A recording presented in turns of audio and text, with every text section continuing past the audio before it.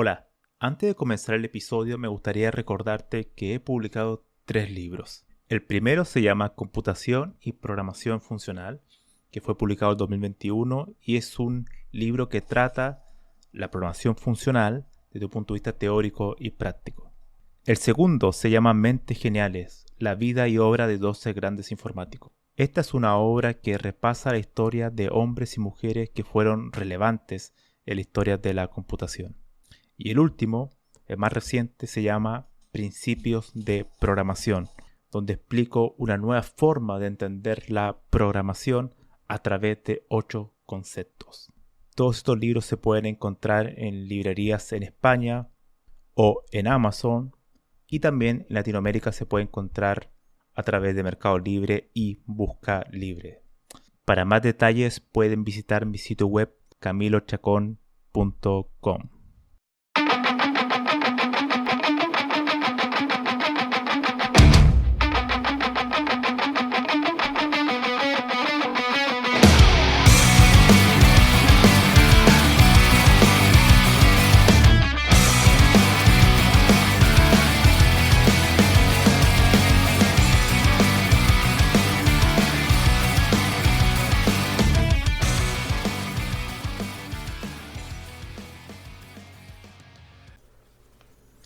Hola, bienvenidos a este nuevo episodio de Había una vez un algoritmo, el número 13 de este podcast. Y el tema que quiero tratar hoy es uno que se me había escapado durante un tiempo, y es el tema de los datos e información. Por tanto, quiero comenzar hablando, primero definiendo los dos conceptos y cuál es su origen, ¿no? Entonces partamos por el origen. El origen comienza a través de un artículo de Claude Shannon, que no sé, creo que se pronuncia así, que fue un eminente matemático e ingeniero eléctrico, el cual propuso en un artículo de 1948 que se llama A Mathematical Theory of Communication, que al final significa como una teoría matemática de la comunicación. Y de lo que trata es sobre los datos, desde un punto de vista digital, podríamos decirlo, visto también como si fuese un sistema físico, como se mide, por ejemplo, la energía o la masa, pero en este caso con los datos. Por tanto, él presenta una teoría que es cuantitativa sobre los datos. Y los datos son un conjunto de símbolos eh, que están manejados y tratados a un nivel sintáctico. Es decir, son simplemente representaciones de caracteres, si lo quisiéramos ver. Y a un nivel que puede estar codificado en distintos sistemas. Por ejemplo, binario, 0 y 1. O sea, puedo ir una fila de 0 y 1. Bueno, esos son datos. Y aquí donde empieza la definición de datos, ¿no? Lo que hay que aclarar es que la teoría de matemática de las comunicaciones de Shannon no trata con el concepto de información como tal. Y esto es muy importante porque hoy lamentablemente se entiende su trabajo, su teoría como teoría de la información. Es lamentablemente un nombre equivocado, erróneo, porque más correcto es decir una teoría matemática de la comunicación. ¿Por qué? Porque su trabajo, su teoría trata obviamente, como dije anteriormente, con datos, pero trata con datos en el sentido del encoding, ¿no? O sea, de la codificación y de la transmisión, sus límites, la forma en que estos datos se van a transferir desde un interlocutor a un receptor y todo ese canal entre medio que ocurre, ¿no? El ruido que puede ocurrir, etcétera. Entonces trata de la transmisión en sí, pero no trata de la información. Ahora bien, ¿qué es la información? La información es la idea semántica, es decir, es, es no tan solo es la búsqueda del significado de algo, ¿no? Es decir, si yo recibo un mensaje que dice A, 3 letras A, pues no tiene ningún tipo de información, no dice nada. ¿Qué significa eso? Nada. Pero si yo recibo un mensaje que dice tienes una reunión a las 5 de la tarde. Bueno, eso es información, porque en realidad ahora acabo de recibir un mensaje que tiene un significado para mí. Por tanto, datos son solamente un conjunto sintáctico de caracteres, de símbolos, y la información es la semántica, es la interpretación de esos datos, ¿no? Eso es fundamental. Y Shannon no habla de información en ese sentido. Él básicamente presenta su teoría de matemática de la información, de la comunicación, perdón, como una teoría de cómo se codifica y se transmiten los datos, lo cual es sumamente importante. Se podría hacer una cierta paralelo con el trabajo de Turing, cuando Turing presenta eh, estas máquinas automáticas en su paper, ¿no?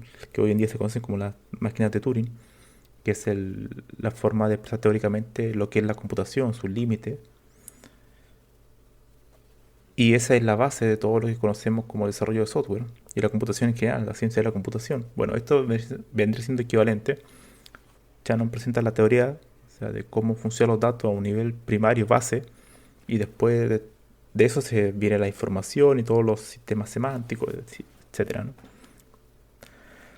Ahora bien, ahora que sabemos que datos simplemente no tienen un significado, simplemente son eh, símbolos que pueden ocupar un espacio, obviamente, un espacio entendido como una representación numérica en un sistema de ficheros, ¿no? Hablando en la idea digital. Al final, la información se guarda al final en un componente físico, es decir, en un hardware, y la representación que se hace de ellos se hace a través del software.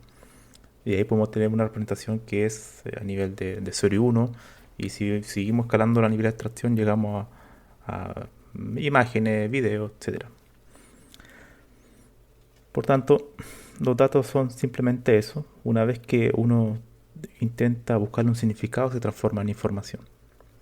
Ahora bien, los datos, volviendo a simplemente hablando de los datos, hay 5 niveles, o no, mejor dicho, 5 tipos de datos. Estos tipos de datos no es un estándar eh, definido, establecido, rígido, pero es una idea, ¿no? Esto fue postulado por Luciano Floridi en su libro Information, a very short introduction, que es unos libros de Oxford pequeños, de 100 páginas, 140 páginas, de distintas temáticas, que de hecho se los recomiendo, ya que él es un especialista en el tema de la información.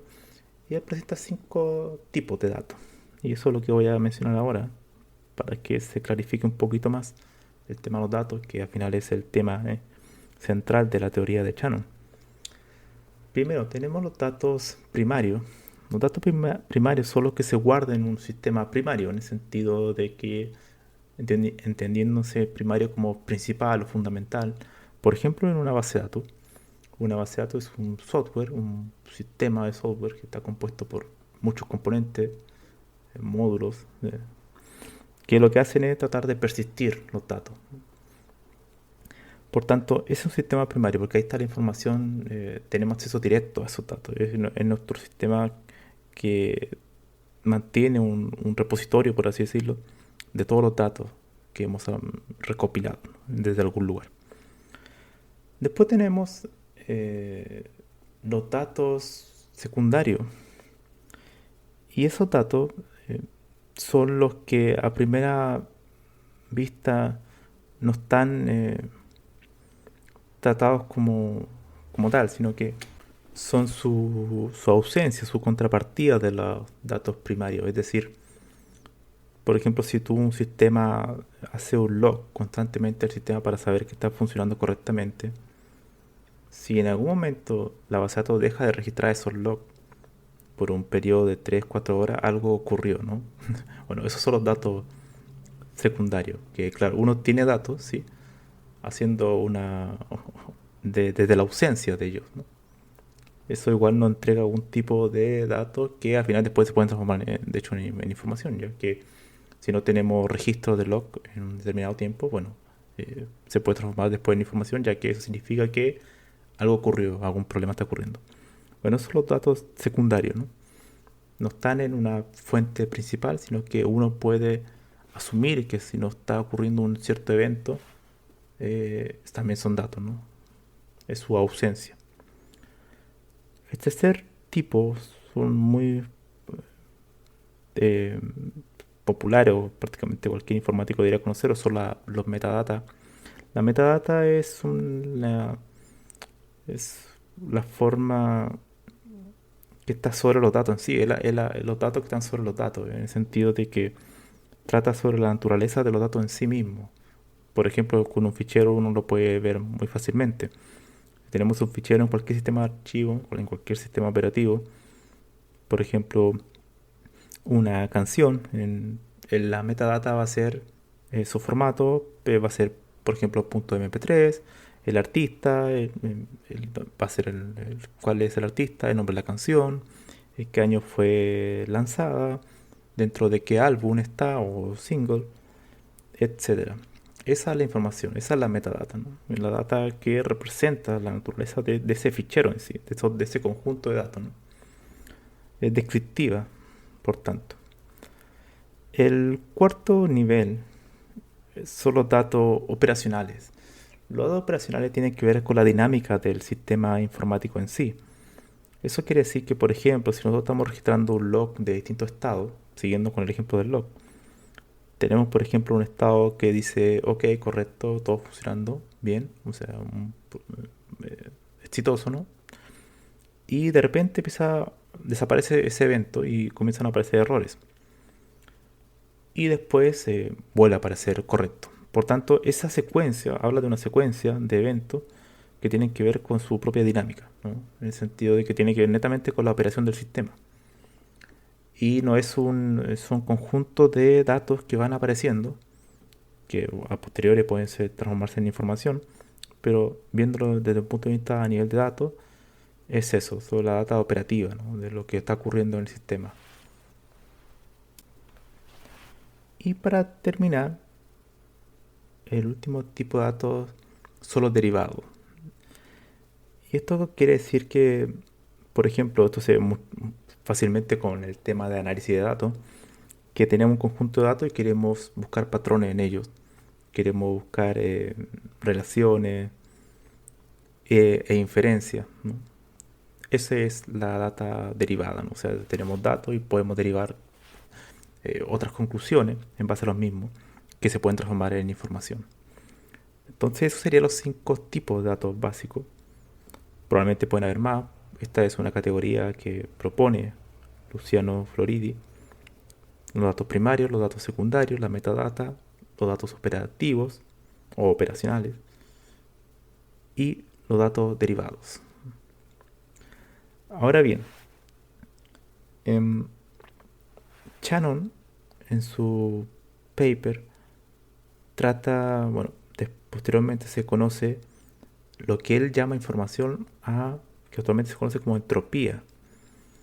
Y entropía es un concepto que en el punto de vista de los datos se refiere a la cuestión y al concepto en particular de aleatoriedad o randomness en inglés, que es cuán aleatorias son los datos que llegan, que está recibiendo el receptor.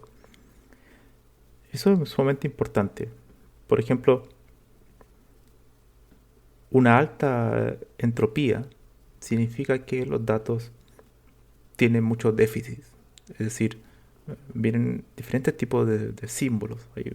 La aleatoriedad es alta, por tanto la entropía va a ser alta. Y al haber esa aleatoriedad en esas secuencias sintácticas, ¿no? de datos, hay deficiencias en lo mismo, porque no se sabe exactamente qué puede llegar la siguiente vez, ¿no? Ahí pueden haber, o sea, es como una probabilidad de que haya un déficit, ¿no? Y a eso se le llama entropía.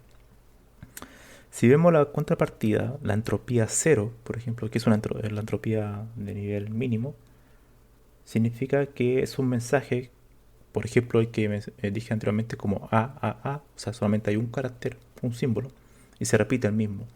Por tanto, la entropía es cero, ya que ahí no hay ninguna deficiencia en los datos, sino que está totalmente completo. No hay nada ahí que... No hay, por así decirlo, una aleatoriedad en esa secuencia.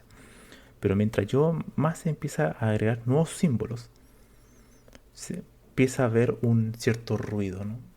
Cierta aleatoriedad, azar en esos símbolos. Por tanto, aumenta la entropía y al aumentar la entropía aumenta el déficit, los datos. Esto es a grandes rasgos lo que trata Shannon y es básicamente una forma de medir y ver los límites de este canal de comunicaciones y cómo se va a hacer esa codificación. La codificación, por ejemplo, lo pueden ver en un algoritmo que se llama Hussman, codificación de Hussman, que es una forma de compresión, por así decirlo. Si tenemos, por ejemplo, un mensaje en idioma español, se puede codificar en binario y puede quedar comprimido. Por tanto, lo que hace es reducir el mensaje, ¿no? Entonces el canal de comunicación se hace más pequeño. O sea, puedo transmitirle un mensaje, pero en menos espacio. Eso es fundamental en teoría de la codificación, que es otra teoría derivada del trabajo de Shannon. Y todo este tipo de cuestiones son fundamentales. Pero Shannon siempre, y eso quiero recalcarlo, él no trata de información desde el punto de vista semántico, desde el punto de vista como debería tratarse la información. La información es algo que debe hacernos sentido. Eso es fundamental. Los datos son simplemente registros, ¿no? Simbólicos, sintácticos, de cualquier tipo de cuestión. Puede ser número, puede ser letra, puede ser en inglés, puede ser en español. De hecho, un libro en un idioma que tú no conoces, por ejemplo, yo no sé japonés, por dar un ejemplo. Y yo veo ese libro, para mí son datos, ¿no? Ojeo las páginas y para mí son datos. ¿Por qué? Porque no puedo darle un sentido semántico porque no lo entiendo, ¿no? Por tanto, todas las palabras y frases que aparecen ahí para mí es información cero. Y hay mucho, aunque haya muchos datos, ¿no? Por tanto, un ejemplo muy fácil es preguntarle si tú le preguntas a alguien, ¿cuál es tu edad? Y esa persona te responde rojo. Bueno, la información que me entregó es cero. Me envió bit, por así decirlo. Me respondió a mi pregunta, me envió datos, pero esos datos no son información, no tienen ningún sentido semántico, no hay semántica. Y bueno, actualmente lo que se trata de hacer es buscar una teoría semántica de los datos, es decir, una verdadera teoría de la información. Y eso actualmente tiene enormes complejidades porque, bueno, tratar con el lenguaje natural, el lenguaje de los humanos, por así decirlo, trae enormes ambigüedades y paradojas entre medio, ¿no? Así que, bueno, hay muchos problemas en la semántica, dicho sea de paso. Por ejemplo, cuando alguien dice una afirmación como la nieve es blanca, uno automáticamente dice que sí, ¿no? Pero, ¿por qué dice que sí? Porque yo tengo en mi cerebro mapeado, por así decirlo, la palabra nieve. Yo sé que la nieve se me vienen a la cabeza imágenes de cómo es, la veo visualmente y sé que es blanca. Pero es porque yo ya tengo el contexto previo de la palabra nieve. Pero si alguien que no sabe español y dice la nieve es blanca, o cambia cualquier otra palabra, no sé, la XRZ es blanca, yo no podría decir ni siquiera es falso o verdadero, no tiene sentido porque para mí XRZ no existe en mi cerebro, por así decirlo, no tiene un concepto semántico, por tanto no puedo responderla.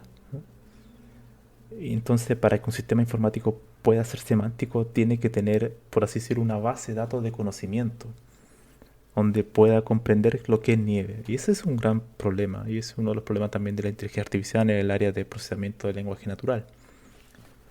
Han habido avances, pero hay ambigüedades que han sido tratadas desde ya hace mucho tiempo, no tan solo por informáticos, sino también por filósofos del lenguaje, que tratan de ver cuáles son tratar de resolver esas ambigüedades, esas paradojas. Y es porque el lenguaje natural conlleva eso, o sea, se puede decir una misma cosa de distinta manera. Y hay que tener un conocimiento previo, contexto sobre algunas palabras o frases para poder entenderla, dar un significado semántico. Y para que pueda ser información. Bueno, eso sería este episodio de datos, información y sobre un poco el trabajo principal de Claude Shannon, un gran matemático e ingeniero eléctrico que fue fundamental para la computación en general, ya que la computación, la ciencia de la computación y todo el aparato estructural de lo que es el software se basa en la mecánica, es el motor, pero todo lo que fluye a través de ese motor son datos. Y eso se lo debemos a Chan. Nos vemos.